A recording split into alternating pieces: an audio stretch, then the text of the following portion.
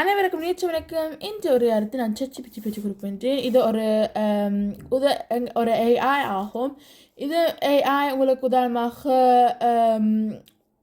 எதுக்காக வீட்டு வேலைக்கு உதவலாம், அல்லது உங்களுக்கு எது பற்றி கேள்வி இருந்தால் உங்களுக்கு உதவலாம், அதை போன்றவற்றை அதுக்கு உதவலாம்.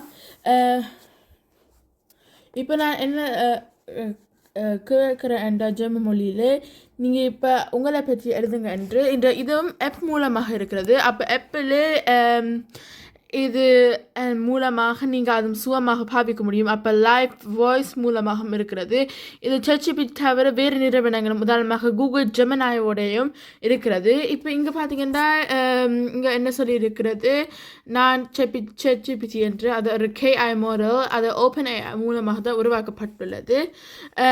இதே போல் இது எதற்காக உருவாக்கப்பட்டது என்றால் மனிதர்களோட இப்படியான கதைக்கிறதுக்காகத்தான் அது கூறப்பட்டுள்ளது.